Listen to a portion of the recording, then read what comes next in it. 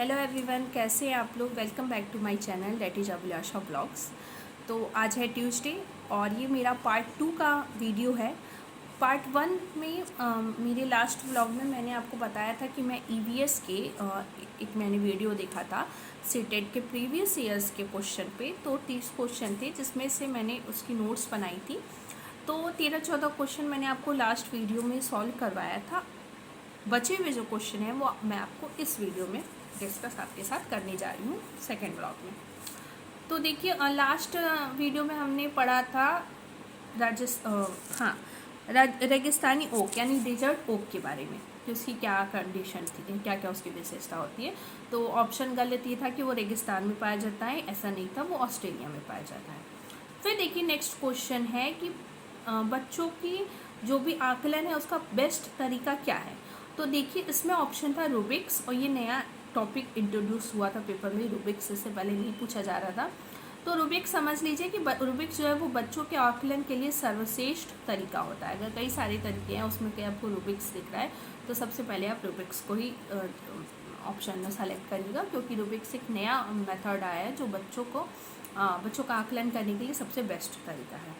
और उसमें एक ऑप्शन में पोर्टफोलियो था। तो पोर्टफोलियो क्या होता है कि पोर्टफोलियो में एक हम नोट्स बनाते हैं, उसमें बच्चों की सारी अच्छाई और कमियां लिखते हैं कि मतलब एक बच्चा है उसके क्या क्या उसके अंदर अच्छाई है और क्या क्या कमी है, उसको हम पोर्टफोलियो में मतलब उसको हम नोट डाउन करते हैं। जब बच्चा पास होकर दूसरी क्लास में जाता है तो वो जो उसका लिखा उसके बारे में लिखी हुई सारी चीज़ें प्लस माइनस वो हम उसकी नेक्स्ट क्लास टीचर को दे देते हैं। तो उससे टीचर को ये थोड़ा आइडिया मिल जाता है कि बच्चा ये कैसा है, पढ़ने में कैसा है, बाकी एक्टिविटीज़ में कैसा है। तो वो पोर्टफोलियो होता है। फिर इसमें दिया हुआ है केचू यानी अर्थवॉर्म्स के बारे में। तो इसमें कुछ ऑप्शन दिए थे, उसमें पूछ रहा था कि कौन सा गलत है। तो मैं ऑप्शन पढ़ती हूँ। पहला ऑप्शन था कि ये ज़मीन में छेद करते हैं और मिट्टी को पोली यानी कि टनल जैसी बना देते हैं, तो ये ऑप्शन सही था।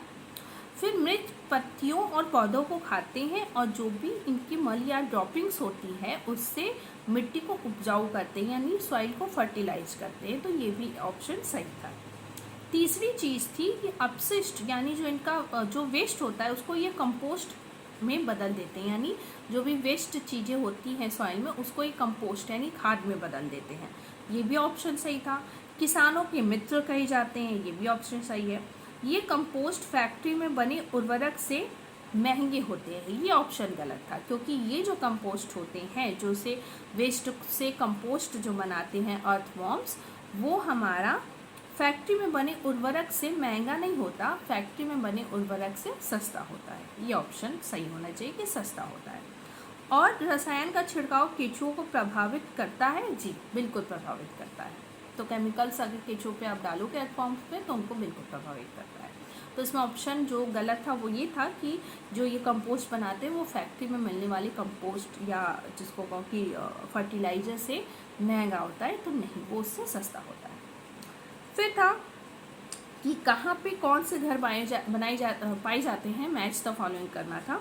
तो देखिए असम, लद्दाख, मनाली और राजस्थान, ये 4 जगह के घर दिए थे। तो असम में मजबूत बांसों के घर बनते हैं, ढालू। ऐसा क्यों होता है? क्योंकि असम में बारिश बहुत होती है तो काफ़ी ऊंचा बांस होता है, उसके ऊपर घर बनता है, जिससे बारिश हो तो जो भी पानी है वो नीचे बांस के अंदर से चला जाए और घर तक ना पहुँचे। लद्दाख में पत्थर और लकड़ी के घर बनते हैं। मनाली में पत्थर के घर बने होते हैं, छत लकड़ी की होती है। और राजस्थान में हमारे मिट्टी के घर होते हैं। तो ये ऑप्शन दिया था, उसको मैच द फॉलोइंग करना था। तो ये सब आपको पता होना चाहिए, तभी आप उसे कर पाएंगे। तो हम कह सकते हैं कि इतना इजी भी नहीं है सीटेट जो भी तैयारी कर रहे हैं, बट हाँ बच्चों का निकलता है, सबका निकलता है, लेकिन हाँ इतना ईजी नहीं है। ईजी तो कुछ भी नहीं है, बट ये है कि हम ट्राई करेंगे।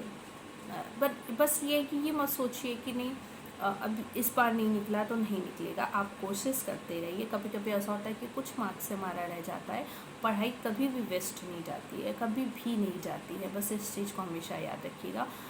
पूरा ट्राई करिएगा कि आपका इस बार ही निकल जाए, बट अगर नहीं निकलता है तो कोई टेंशन की बात नहीं है, फिर से नेक्स्ट ईयर दीजिएगा और अच्छी प्रिपरेशन के साथ दीजिएगा।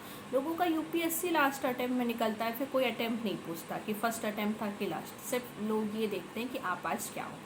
तो ऐसी टेंशन लेने की ज़रूरत नहीं, लेकिन हाँ पढ़िए। मुझे भी बहुत सी चीज़ें नई नई दिखी, क्योंकि सोशल साइंस और ये सब जो सोशल स्टडी छोड़े काफ़ी टाइम हो गया, और ये क्लास 1 to 5 की बुक का टॉपिक है, तो ऑब्वियसली थोड़ा अब नया लग रहा है, बट इंटरेस्टिंग लग रहा है क्योंकि कुछ नई चीज़ें पढ़ रही हूँ। फिर था खेजड़ी विच यानी खेजड़ी ट्री, इसके बारे में कुछ चीज़ें थी और पूछा था कि इसमें से कौन सा ऑप्शन गलत है। तो मैं आपको बताती हूँ कि सही ऑप्शन क्या क्या है। पहली बात तो खेजड़ी विच क्या होता है कि ये रेगिस्तान में होता है। दूसरी चीज़, इसके उगने के लिए अधिक जल की आवश्यकता नहीं होती है। तीसरी चीज़, तने में जल संचित नहीं करता है। ये ऑप्शन उसमें गलत दिया था, उसमें दिया था कि तने में जल संचित करता है। ऐसा सब मतलब बच्चों का कंफ्यूज कर रहे थे कि रेगिस्तान में होता है तो हो सकता है कि जल संचित करे, पर ऐसा नहीं है। आपको डिटेल में पता होना चाहिए कि जो खेजड़ी वृक्ष हैं ये रेगिस्तान में होते हैं, उगने के लिए अधिक जल की आवश्यकता नहीं होती, लेकिन तने में जल संचित नहीं करते। जब वहाँ पानी ही नहीं है नीचे, तो उन्हें कहाँ से पानी मिलेगा इकट्ठा करके रखने के लिए। ये पेड़ ही ऐसे बनाए जाते हैं रेगिस्तान के कि जो बिना पानी के वहाँ पे टिक सके, उनको पानी की ज़रूरत नहीं होती, इसलिए वो इकट्ठा करके भी नहीं रखते हैं। वृक्ष की छाल का उपयोग दवाई बनाने में होता है, और लकड़ी जो इसकी होती है उस पर कीटों का प्रभाव नहीं होता है, ये भी सही था। वृक्ष में बहुत पत्तियाँ होती हैं, ये भी ऑप्शन सही था। उसके बाद दिया था कि कौन सा खाना किस स्टेट का है, तो ऑप्शन मैच का फॉलोइंग दिया था, जैसे छोले भटूरे पंजाब में होता है, नारियल करी के साथ उबला टैपिओका, तो ये काफ़ी पूछा गया है। टैपिओका इसका एक दूसरा नाम है कप्पा। जैसे किसी किसी शिफ्ट में पूछा था टैपिओका और किसी किसी शिफ्ट में पूछा था कप्पा।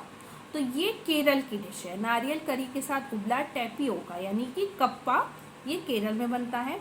सरसों के तेल में पकी मछली ये कश्मीर में मिलती है, और नारियल के तेल में बनी मछली ये गोवा में मिलती है, क्योंकि गोवा में नारियल के पेड़ बहुत ज़्यादा होते हैं, तो वहाँ पे नारियल के तेल की बनी मछली होती है गोवा में, और सरसों के तेल में बनी मछली होती है कश्मीर में। तो ये मैच द फॉलोइंग करना था आपको। उसके बाद था कि किसमें इनमें से कौन सा ऑप्शन है जिसमें जो 3 चीज़ें हैं तीनों में आयरन पाया जाता है, तो सही आंसर था आंवला, पालक और गुड़ में। ठीक है, तो पालक तुम जानते हैं इसमें आयरन होता है, गुड़ और आंवले में भी आयरन होता है, और हरी पत्तेदार सब्जियों में भी होता है। उसके बाद था कि किस स्टेट की ये कौन सी स्पेशल जिसको कहिए कि कारीगरी है जिसकी वजह से वो स्टेट फेमस है। ऑप्शन मैच द फॉलोइंग का था, तो पंजाब में देखिए फुलकारी का काम होता है, ये एक टाइप की कढ़ाई होती है। बिहार मधुबनी पेंटिंग के लिए फेमस है, मधुबनी एक जगह है वहाँ जहाँ पे की पेंटिंग बहुत फेमस है, इसलिए इसको मधुबनी पेंटिंग बोलते हैं। और महाराष्ट्र जो है वो वरली के लिए फेमस है। तो ये 3 ऑप्शन दिए हुए थे। और एक क्वेश्चन था कि पृथ्वी से छोटा ग्रह कौन सा है, तो बुध जो है वो पृथ्वी से छोटा ग्रह है। फिर था कि दक्षिण भारत में यानी साउथ इंडिया में फसल काटने के समय कौन से फेस्टिवल मनाए जाते हैं, तो कई सारे फेस्टिवल दिए हुए थे, तो ऑप्शन सही ये है, जैसे ओणम केरल में मनाया जाता है, विशु ये भी केरल में मनाया जाता है, पोंगल ये तमिलनाडु का त्यौहार है, और उगादी जिसको यगुदी भी कहते हैं ये न्यू ईयर का फेस्टिवल है, ये भी साउथ का है। तो ये ऑप्शन सही था। और पूछा था बिहू, तो बिहू असम में है, असम साउथ में नहीं आता है, और लोहड़ी ये पंजाब में है। तो कुछ ऐसे ऑप्शन थे जिसमें बिहू और लोहड़ी भी दिया था, तो वो ऑप्शन गलत हो जाएगा। ऑप्शन आपका सही होगा ओणम, पोंगल, उगादी और विशु। उसके बाद नेक्स्ट क्वेश्चन था कि हाथी के बारे में कुछ चीज़ें दी थी और बोला था कि कौन सा इसमें ऑप्शन गलत है। तो पहला था कि हाथी झुंड में रहते हैं, दूसरा इसमें केवल हथिनियाँ और बच्चे होते हैं, ये भी सही था। एक झुंड में केवल 4 से 5 हथिनी होती हैं, तो ये गलत था। एक झुंड में 10 से 12 हथिनियाँ होती हैं, यानी फीमेल एलिफेंट जो होती हैं। और हाथी 14 से 15 वर्ष तक झुंड में रह सकते हैं, उसके बाद फिर वो दूसरे झुंड में चले जाते हैं। तो एक झुंड में एक जो ग्रुप होता है, हर्ड होता है, उसमें 4 से 5 नहीं बल्कि 10 से 12 फीमेल एलिफेंट रह सकती हैं। फिर दूसरा है चीज़ें देखिए कि ये था कि अलग अलग जो बर्ड है उनके बारे में था, और पूछा था कि किसके लिए क्या सही है, मैच करिए।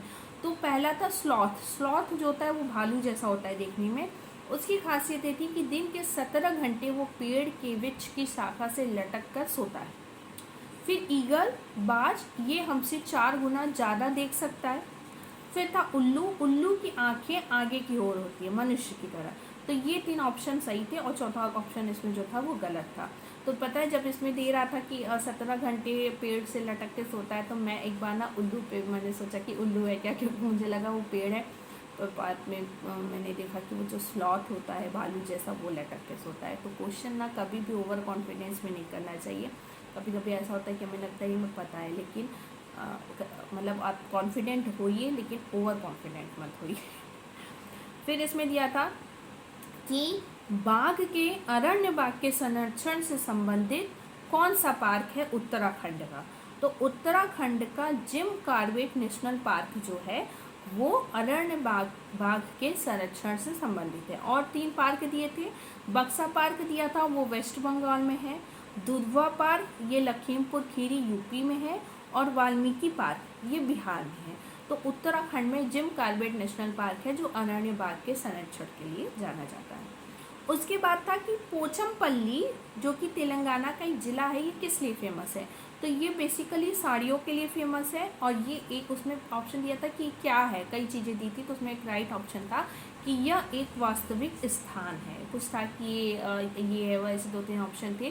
तो उसमें ये था कि ये एक वास्तविक स्थान है। तो पोचमपल्ली ऐसे कुछ नाम नहीं, ये तेलंगाना में वाकई में एक जगह है और यहाँ की साड़ियाँ बहुत फेमस हैं जिसको पोचमपल्ली साड़ी बोलते हैं। तो ये आपका कंप्लीट हो गया है 30 क्वेश्चन। 15 मैंने फर्स्ट वीडियो में करवाए थे, 15 ये हैं।